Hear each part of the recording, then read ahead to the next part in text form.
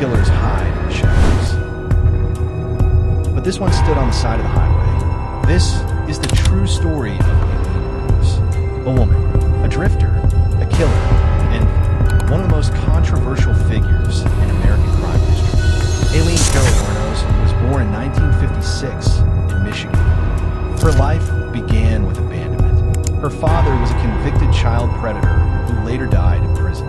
Her mother walked away before Aileen was even 4 years old. She was raised by her grandparents, a home that, according to court records, was filled with violence, neglect, and abuse. By the age of 11, Aileen was already being exploited. By 14, she was pregnant. The child was taken away. Shortly after, she was thrown out onto the streets. She was still a child, and already completely alone. Aileen survived the only way she knew how.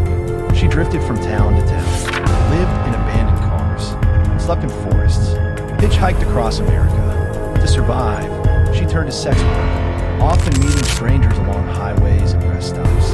This wasn't a choice made from desire. It was survival, but survival would eventually turn into something more. Between 1989 and 1990, 7 men were found murdered across Florida. All had been shot.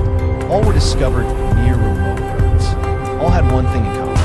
They had picked up a hitchhiker. That hitchhiker was Aileen Wuornos. When Aileen was arrested, she didn't deny the killings. She admitted to shooting 7 men, but her explanation shocked the nation.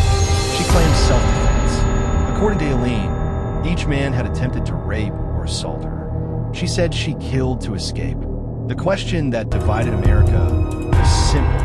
Was she a cold-blooded serial killer, or a deeply traumatized woman fighting for her life? The media made their decision quickly.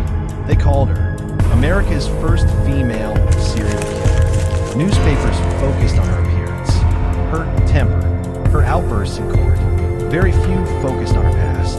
Very few asked why. Psychologists later described Aileen as someone suffering from severe mental illness, possibly borderline personality disorder and PTSD. Years of abuse had rewired her survival instincts. To Aileen, danger wasn't rare. It was normal. Trust wasn't possible. It was lethal.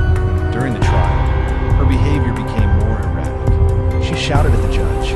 She cursed the jury. She warned the world that she would kill again if released.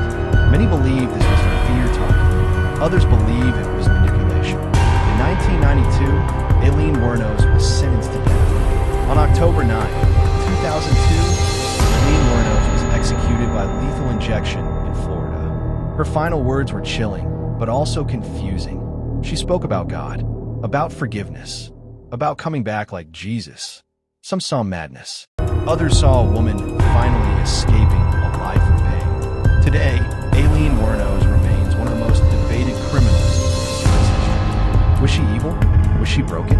Or was she failed by every system meant to protect her? This story is not meant to justify her. 7 lives were lost.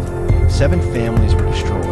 But it forces us to ask a difficult question. When trauma shapes a person from childhood, where does responsibility end and failure begin? Some killers are born in darkness. Others are pushed into it slowly, over a lifetime. Sometimes, the most terrifying truth is that both can exist at the same time. This was the true story of Aileen Wuornos, a story of crime, trauma, and unanswered questions.